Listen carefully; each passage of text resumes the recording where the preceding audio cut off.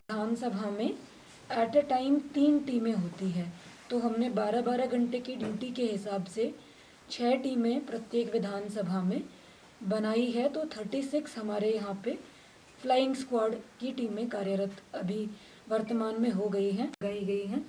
कोई भी ऐसा रैली, सभा इत्यादि में कोई चुनावी वायलेशन वगैरह होता है तो उसकी वीडियोग्राफी करना, उसका पूरा एविडेंस वगैरह इकट्ठा करना, उस पर कार्रवाई करना, ये सब ड्यूटीज़ उनको जो दी जाती है उनके विषय में उनको पूरा प्रशिक्षण दे दिया है। आगे आने वाले 2-3 दिनों में उनकी टीमों के साथ भी तैयारियों के संबंध में समीक्षा बैठकें आयोजित की जाएंगी, अलग अलग विधानसभा वार या एक साथ, जैसे भी हम लोगों के लिए फिजिबल रहेगा। इसके अलावा क्योंकि निर्वाचन आयोग के द्वारा बहुत सारे नए प्रावधान और नई गाइडलाइंस इस बार के निर्वाचन के दृष्टिगत विशेष रूप से बताए गए हैं, तो हमने सभी जो राजनीतिक दल है, हमने सबको इनवाइट करके उनके साथ एक मीटिंग कर ली है। उनको सभी को आदर्श आचार संहिता के प्रावधान और जो कोरोना को देखते हुए नए प्रतिबंध या नए नियम माननीय निर्वाचन आयोग के द्वारा लगाए गए हैं, उसकी जानकारी भी विस्तार से दे दी गई है। उनको उसकी कॉपी भी रिसीव करा दी गई है और ये भी स्पष्ट रूप से सभी को अवगत करा दिया गया है कि ये बहुत स्ट्रिक्ट प्रावधान है। अगर कोई भी वायलेशन रिपोर्ट होता है तो इस पर सख्त कार्रवाई की जाएगी। साथ ही साथ हमारे जो जनपद के अंतर्गत भी और माननीय निर्वाचन आयोग के जो दिशा निर्देश हैं पूरे इलेक्शन के लिए, उसमें काफ़ी सारे आईटी एप्लीकेशंस जो विभिन्न सुविधाओं को देने के लिए बनाए गए हैं, जिसमें परमिशंस इत्यादि के लिए सुविधा ऐप है। और अगर कोई शिकायत इत्यादि आपको करनी है एमसीसी वायोलेशन के संबंध में, आदर्श आचार संहिता के उल्लंघन के संबंध में, जिसमें कोई भी नागरिक उसको कर सकता है। सी विजिल एक ऐप है, उसमें सिटीजन उसको डाउनलोड कर सकते हैं और डाउनलोड करके सिटीजन लॉगिन अपना क्रिएट अपने मोबाइल से वो लोग कर लेते हैं। उसमें क्योंकि लोकेशन भी आप शिकायत करते हैं तो आपकी लोकेशन वगैरह भी कैप्चर हो जाती है और उसकी सूचना तुरंत हमारी जो सी विजिल के लिए जो कंट्रोल रूम बनाया है उस तक आ जाती है। संबंधित फ्लाइंग स्क्वाड के माध्यम से या सेक्टर मजिस्ट्रेट या जोनल जो भी अधिकारी उस एरिया में नियरेस्ट उपलब्ध होते हैं, उनके माध्यम से शिकायत पर तत्काल कार्रवाई कराई जाती है। तो मेरा ये अनुरोध है कि आप लोग सी विजिल के बारे में भी ज़्यादा से ज़्यादा जनता को बताएंगे तो ज़्यादा हमको नागरिकों का फीडबैक भी मिल पाएगा और उनके माध्यम से जो विभिन्न उल्लंघन इत्यादि अगर कोई प्रकाश में आते हैं तो उन पर कार्रवाई भी हो पाएगी। तो सी विजिल भी एक महत्वपूर्ण ऐप है। इसके अलावा 1950 एक हेल्पलाइन है, ये भी नागरिकों के लिए भी और सभी के लिए बहुत महत्वपूर्ण एक प्रयास माननीय निर्वाचन आयोग के दिशा निर्देशों के अनुरूप किया गया है। 1950 टोल फ्री है और उस पर आप विभिन्न प्रकार की जानकारियाँ ले सकते हैं। कोई शिकायत भी कर सकते हैं, कोई लोग जो एंड्रॉयड नहीं चलाते हैं या स्मार्टफोन नहीं रखते हैं, अगर वो सी विजिल से नहीं कर सकते तो वो 1950 पर भी अपनी शिकायत दर्ज करा सकते हैं। इसके साथ साथ आपका बूथ कौन सा है, आपने फॉर्म 6 भरा था, आपका वोटर आईडी कार्ड नहीं पहुंचा, या आपका मतदाता सूची आपने फॉर्म भरा था, वोटर आईडी भी पहुंच गया, आप बस क्रॉस चेक करना चाहते हैं कि मेरा नाम मतदाता सूची में चढ़ा या नहीं चढ़ पाया, कौन से क्रमांक पर चढ़ा है, मेरा कौन सा बूथ पड़ेगा। इस तरह की जो जानकारियां वोटर के दिमाग में जो विभिन्न संशय होते हैं, सवाल होते हैं और कोई जानकारी उनको चाहिए होती है तो वो 1950 पर कॉल करके उस जानकारी को ले सकते हैं। उसमें एक कंट्रोल रूम 24 आवर्स का सेटअप है, कर्मचारी वहाँ पे ड्यूटी कर रहे हैं, काम कर रहे हैं। कोई व्यक्ति 1950 पे कॉल करता है, हमने ये भी दिशा निर्देश दिए हैं कंट्रोल रूम की टीम को कि कोई जानकारी अगर वो तत्काल ऑन कॉल ढूंढ नहीं पा रहे हैं तो आप उसको कॉलर को बताइए कि आपको 10 मिनट बाद हम कॉल बैक करके ये जानकारी देंगे। तो उसका पूरा रिपोर्टिंग हम लोग डेली ले रहे हैं, कितने कॉल्स आए हैं, कितनी जानकारी दी गई है, उनका क्या ये किस तरह की जानकारी उन्होंने मांगी है और किस तरह की जानकारी प्रोवाइड कराई गई, जो तत्कालिक उपलब्ध नहीं कराई गई जानकारी क्या उसके विषय में कॉल बैक करके जानकारी दी गई। वो अभी सब जो है उसमें आ गया है, सुचारू हो गया है और सब पूरे सिस्टम ने जो माननीय आयोग के दिशा निर्देश है उसके अनुसार काम करना आरंभ कर दिया। तो बाकी सारे डेटा और फिगर्स तो आप लोगों ने पहले भी मुझसे कई बार लिए हैं। विशेष रूप से कोविड का जो इस बार कोविड के संबंध में जो माननीय आयोग ने काफ़ी सारे प्रतिबंध लगाए हैं उसके विषय में मैं थोड़ा सा जानकारी आप लोगों को देना चाहूँगी। जो पॉलिटिकल पार्टीज़ को भी हमने बड़े विस्तार से पूरा एक एक पॉइंट पे बताया है। 15 जनवरी तक किसी भी प्रकार के फिजिकल कैंपेनिंग को माननीय आयोग ने प्रतिबंधित किया है, जिसमें रोड शो है, पदयात्रा है, साइकिल, बाइक, व्हीकल इत्यादि की रैली है, कोई भी किसी भी प्रकार का परेड, रैली, प्रोसेशन या कैंपेनिंग, किसी भी प्रकार का फिजिकल कैंपेन मतलब भौतिक रूप से उसको प्रतिबंधित किया गया है। उसमें माननीय आयोग के द्वारा 15 जनवरी को फिर से दिशा निर्देश जारी किए जाएंगे स्थिति का असेसमेंट करते हुए, और अगर कोई छूट देनी है या इस प्रावधान को और कड़ा करना है, ये 15 जनवरी के बाद माननीय आयोग द्वारा जैसे ही स्पष्ट किया जाएगा आप लोगों को उसके विषय में भी अपडेट कर दिया जाएगा, उसकी जानकारी दे दी जाएगी। वर्चुअल रैलीज या वर्चुअल कैंपेनिंग अलाउ किया गया है। आप सोशल मीडिया इत्यादि का प्रयोग कर सकते हैं, वर्चुअल माध्यमों का से अपनी मीटिंग्स या अपना जो भी प्रचार प्रसार है वो कर सकते हैं। इसमें 15 जनवरी के बाद भी 15 जनवरी तक भी और जब तक नए दिशा निर्देश प्राप्त नहीं हो जाते हैं तब तक के लिए रात को 8 बजे से सुबह 8 बजे तक के लिए कैंपेन कर्फ्यू लगाया गया है। तो किसी भी प्रकार का कोई भी फिजिकल कैंपेन इत्यादि, कैंपेन कर्फ्यू बेसिकली जो नाइट कर्फ्यू रहता है उसमें माननीय आयोग के ये इसमें दिशा निर्देश है। इसके अलावा ये भी माननीय आयोग के द्वारा अपने इस बार के प्रावधानों में बताया है कि यदि 15 जनवरी के बाद माननीय आयोग इसमें कोई छूट देता है भौतिक रूप से की जाने वाली रैलीज या प्रचार प्रसार के विषय में, तो भी उस परमिशन पर जो SDMA है, स्टेट डिजास्टर मैनेजमेंट अथॉरिटी, और NDMA है, नेशनल डिजास्टर मैनेजमेंट अथॉरिटी, उनकी जो गाइडलाइंस होंगी वो लागू रहेगी। अगर स्टेट ने ये निर्धारित किया है कि 50 से ज़्यादा लोग नहीं आ सकते, तो भले ही अनुमति आयोग से मिले भी तब भी वो मानक SDMA का लागू होगा। और इन दोनों अथॉरिटीज़ में भी जिसकी गाइडलाइन ज़्यादा स्ट्रिक्ट है वो लागू होगी। जैसे अगर SDMA ने कहा है कि मतलब स्टेट ने कहा है कि 100 लोग पार्टिसिपेट कर सकते हैं, लेकिन NDMA का जो गाइडलाइंस है उसमें 85 का मानक है, तो फिर चुनाव के लिए 50 का ही मानक जो ज़्यादा स्ट्रिक्ट है वो लागू रहेगा। और अभी तो फिजिकल बंद है अभी डोर टू डोर कैंपेन के विषय में नियम ये है कि 5 से ज़्यादा लोग इंक्लूडिंग कैंडिडेट को शामिल करते हुए 5 से ज़्यादा लोग डोर टू डोर कैंपेन में नहीं जा सकते हैं।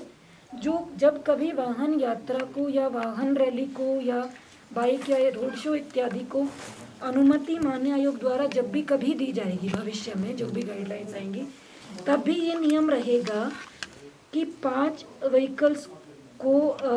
व्हीकल्स का एक कॉन्वॉय, जैसे रैली होती है या बाइक रैली होती है तो 5 बाइक, उसके बाद आधे घंटे का गैप देना होगा, उसके बाद 5 जा पाएंगे। तो पहले ये जो गैप था ये 100 मीटर्स का गैप था, अभी उसको मीटर्स से दूरी से ये करते हुए संशोधित करते हुए समय के रूप में करते हैं कि आपका 5 व्हीकल निकलेगा, उसके बाद आधे घंटे का गैप देंगे, फिर 5 व्हीकल निकलेगा। इस तरह के नियम जब भी दिवस के दिन जो विजेता माननीय विधायक होते हैं वो अपना सर्टिफिकेट लेने के लिए आरओ के पास जाते हैं तो वो जुलूस के फॉर्म में नहीं जा सकते, उसमें कोई जुलूस या रैली या प्रोसेशन वगैरह वो विजय जुलूस इत्यादि नहीं लगा सकते हैं। 2 लोगों से ज़्यादा लोग कैंडिडेट को अकम्पनी नहीं कर सकते, उसके साथ नहीं जा सकते जब वो सर्टिफिकेट लेने अपना जाएंगे।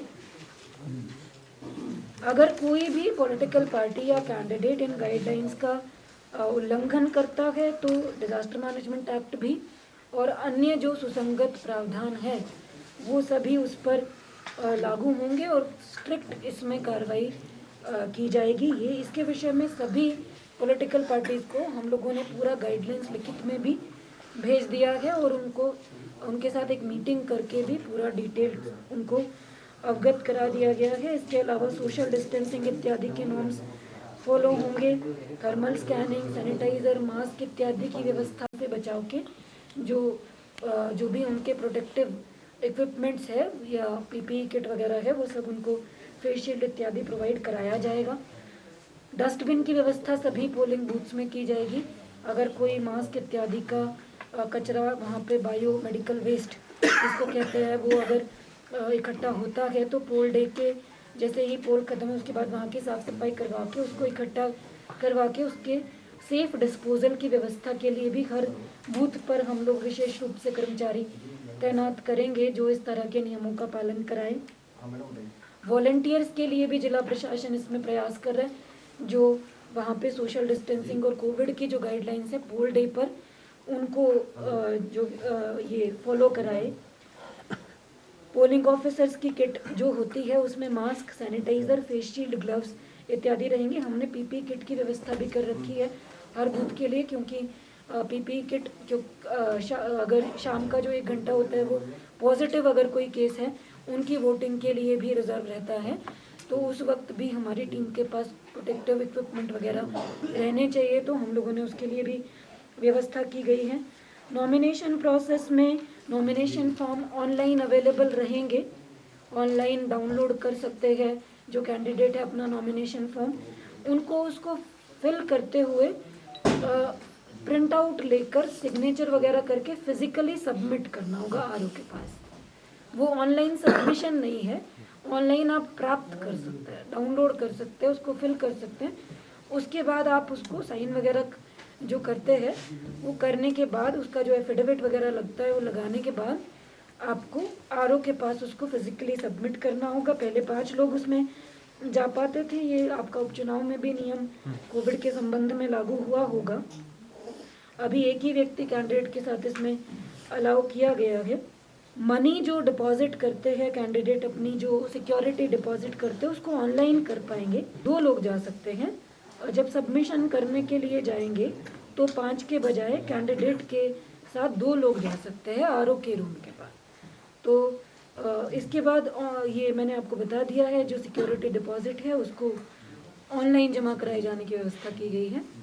इसमें व्हीकल का भी जो वाहन पहले नॉमिनेशन में वो अपना पूरा रैली लेकर जाते हैं कैंडिडेट उसको प्रतिबंधित कर दिया है, उसमें 2 ही वाहन कैंडिडेट का इंक्लूड करते हुए जा सकते हैं। लार्ज स्पेसेस वगैरह के नियम इसमें दिए गए हैं कि बड़े हॉल्स इत्यादि में या बड़े कमरों में ताकि सोशल डिस्टेंसिंग आप मेंटेन कर पाओ। कमरे हम लोगों ने एक निर्णय ये भी लिया जनपद में ये डिमांड आ रही थी कि आप पुराने कलेक्ट्रेट में ही कराइए नॉमिनेशन प्रोसेस तो लोगों के लिए इजी हो जाएगा, वहाँ दूर पड़ जाता है। तो हम नॉमिनेशन प्रोसेस जैसे पूर्व के वर्षों में यहाँ होती थी उसी तरह से यहीं इसमें करा रहे हैं, सभी की सुविधा को इसमें ध्यान में रखते हुए। उसकी व्यवस्थाएं भी अभी आरओ के स्तर पर पूरी कर ली गई हैं, उनका अपना पूरा सिस्टम तैयार है। जैसे ही स्पेस नोटिफिकेशन हो तो उसी के साथ आरओ का जो स्पेस है वो भी नोटिफाई किया जाएगा समय। इसके अलावा फिर जनरल नियम हैं जो 80+ और जो दिव्यांग मतदाता है उनका चिन्हीकरण भी जनपद में पूरा कर लिया गया है।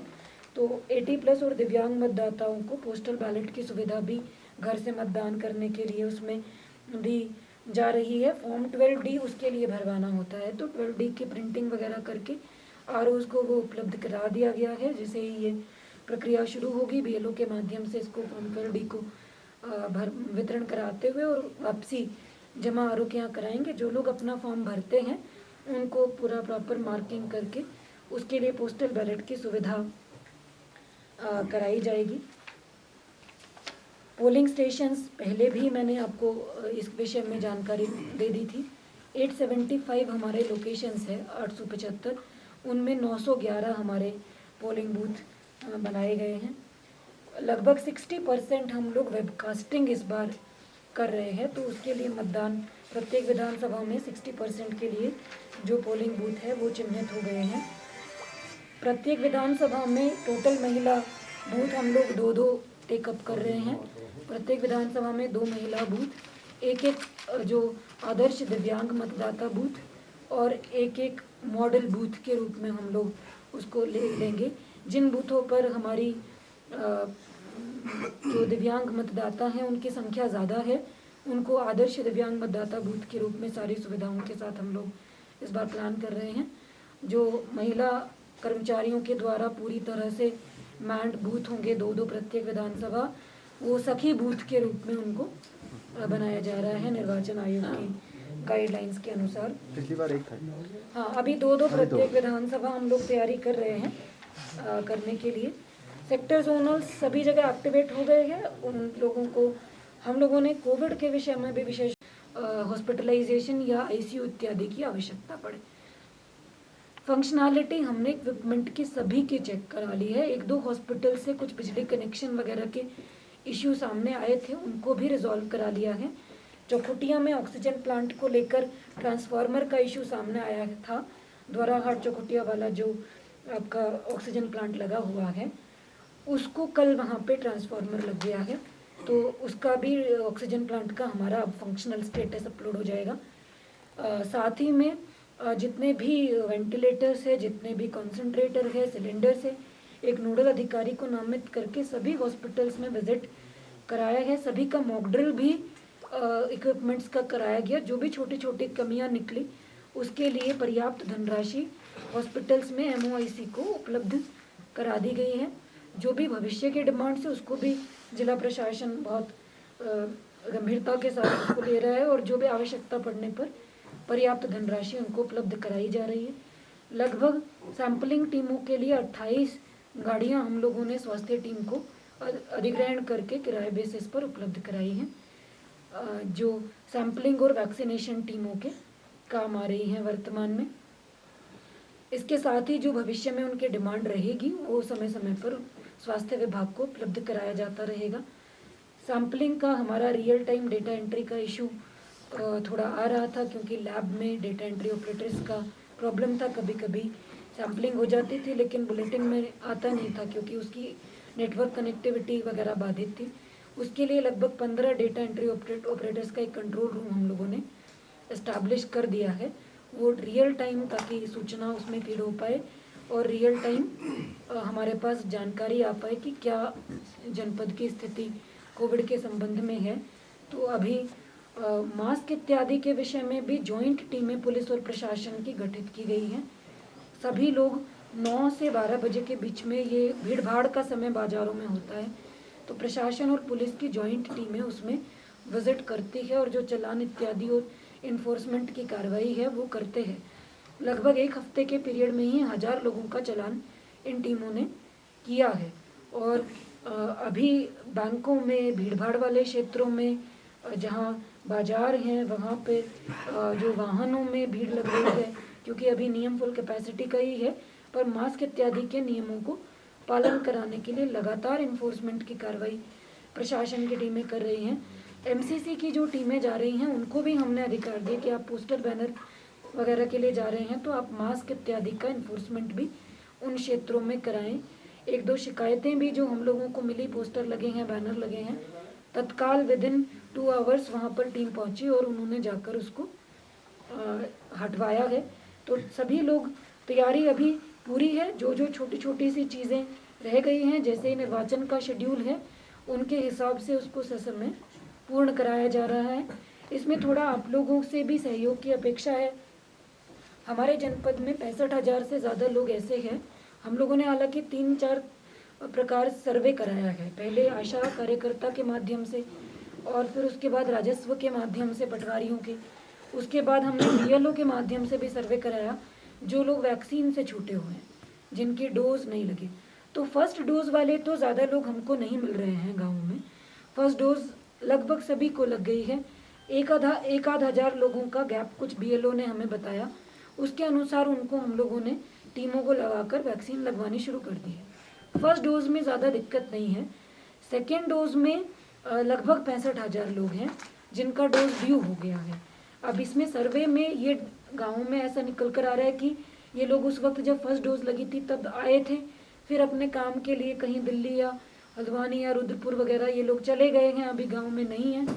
इनके 65,000 लोगों की पूरी लिस्ट हम लोगों ने निकाली है और आज की तारीख में 300 आंगनवाड़ी कार्यकर्ताओं की टीम 11 ब्लॉक्स में बैठकर इनको कॉल कर रही है।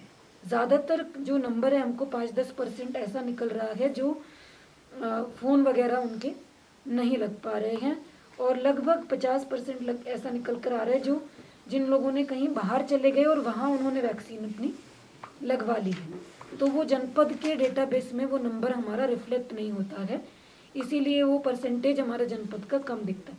पर अभी भी कुछ लोग ऐसे हैं जो जनपद में ही हैं, उनके फ़ोन भी लग रहे हैं, उनको कहा भी जा रहा है कि आप लोग अपना दूसरा डोज लगवा लीजिए, वो लोग आ नहीं रहे हैं लगाने के लिए। गाँव में भी जब टीमें जा रही हैं तो वो लोग अपना, क्योंकि मैंने 2 राउंड हर गाँव के चलवाए हैं, सभी गाँवों में टीमें गई हैं। रैंडमली मैंने प्रधानों को फ़ोन कर करके स्वयं अपने स्तर पे पूछा कि आपके यहाँ आज वैक्सीन का कैंप लग रहा है क्या, तो प्रधानों को जानकारी होती है, वो लोगों को मोबिलाइज भी करते हैं। कुछ लोग लगा नहीं रहे हैं, आ नहीं रहे हैं, या तो कोई स्वास्थ्य संबंधी समस्या है उनको, या वो जागरूक नहीं है इसके विषय में। तो थोड़ा सा आप लोगों का उसमें सही, हालांकि नंबर बहुत कम है, प्रतिशत बहुत कम है, पर अगर एक भी व्यक्ति है तो वो हमारे लिए चुनौती है। तो इसको आप लोग थोड़ा ज़्यादा प्रचार प्रसार करेंगे कि वैक्सीन लगाएं, आपकी सेफ्टी ही है इसमें, अपनी जान से ऊपर कोई चीज़ नहीं होती है। तो अगर वैक्सीन समय से अपनी लगवा लेंगे, ड्यू डोज का क्योंकि एसएमएस भी जा रहा है, जो भी नंबर उन्होंने फर्स्ट डोज के लिए दिया था उस पर जब उनकी डोज ड्यू हो जा रही है तो उनको एसएमएस भी जाता है कि आपकी डोज सेकेंड डोज ड्यू हो गई है, आप लगा लीजिए। उसके बाद हमारे कंट्रोल रूम से फ़ोन भी जा रहा है कि आप लगा लीजिए, अपना नियरेस्ट कहीं भी आ जाइए, पीएचसी में आ जाएं, एपीएचसी में आ जाएं, सीएचसी में आ जाएं, या एक ही गांव में अगर 10 से ज़्यादा लोग हैं तो हम टीम भेज देते हैं, क्योंकि एक व्यक्ति पर टीम भेजने में वो वैक्सीन वेस्टेज का इशू आता है। 1 या 2 व्यक्ति पर पूरी टीम भेजे जाने में तो थोड़ा वेस्टेज हो जाता है वो पूरा। तो हम लोग 10 से ज़्यादा अगर 5-10 भी लोग हैं तो टीम भेज देते हैं वहाँ पर। साथ में ये जो नंबर है ये 18 साल से लेकर 45 साल वाला जो एज ग्रुप है, यंग जो लोग हैं, उनमें ये इशू है हम लोगों को कि वो लोग आ नहीं रहे हैं, जो भी छूटे हैं, जितने भी लोग छूटे हुए हैं। बच्चों का जो वैक्सीनेशन का परसेंटेज है वो बहुत अच्छा हमारे यहाँ अभियान चला। ज़्यादातर प्रतिदिन का रोस्टर जब बना तो ज़्यादातर दिनों में 100% के टारगेट से भी ज़्यादा वैक्सीन लगी है और हमारा 31,000 के आसपास का टारगेट था। अभी कल तक 29,000 लोग बच्चे लगा चुके थे अपनी वैक्सीन। अभी इसमें हम लोग दूसरा राउंड चलवा रहे हैं। अभी पहला राउंड जो था विद्यालयों का वो कंप्लीट हो गया है, दूसरा राउंड चला रहे हैं। कोई बच्चे क्योंकि स्कूल बंद थे तो इधर उधर गए हुए थे, कोई बच्चे उस दिन आए नहीं या जानकारी की कमी रह गई, तो दूसरा राउंड भी हमारा इसका कल से चालू हो जाएगा। जो बच्चों की वैक्सीन उसमें ज़्यादा लोग छूटे नहीं हैं, 2-3 हज़ार का नंबर है जो छूटे हैं, वो भी हम 1 हफ्ते के अंदर अंदर कवर कर लेंगे। बूस्टर डोज का भी टीका लगना जनपद में शुरू हो गया है। जिनका 9 मंथ का पीरियड हो गया उनकी लिस्ट भी हमारे पास आ गई है। लगभग 10,000 लोग हैं। कल ही परसों 550 के आसपास लगा, कल लगभग 1700 के आसपास लोगों का लगा है। अभी हम लोग टारगेट कर रहे हैं कि अगले 2 दिनों में आशा, आंगनवाड़ी कार्यकर्त्री, जो फ्रंटलाइन वर्कर्स हैं, पुलिस विभाग और होमगार्ड पीआरडी के जो जवान हैं, जिनको एज फ्रंटलाइन वर्कर्स हम लोग काम ले रहे हैं, अगले 2 दिनों में ये वाला जो टारगेट ग्रुप है इसका जो भी लोग पात्र हो गए हैं बूस्टर डोज के लिए उनको लग जाए। और इलेक्शन की जिस दौरान ट्रेनिंग होगी तो इलेक्शन ड्यूटी में जो कार्मिक लगाए जाएंगे उनमें जो पात्र हैं तीसरा डोज लगाने के लिए, उनको इलेक्शन ट्रेनिंग्स के दौरान हम लोग व्यवस्था करके टीका लगवा देंगे। तो ये हम लोगों की अभी तक की मोटा मोटा मेरी तरफ से जानकारी है। इसके बाद आप लोग अगर कुछ पूछना चाहें।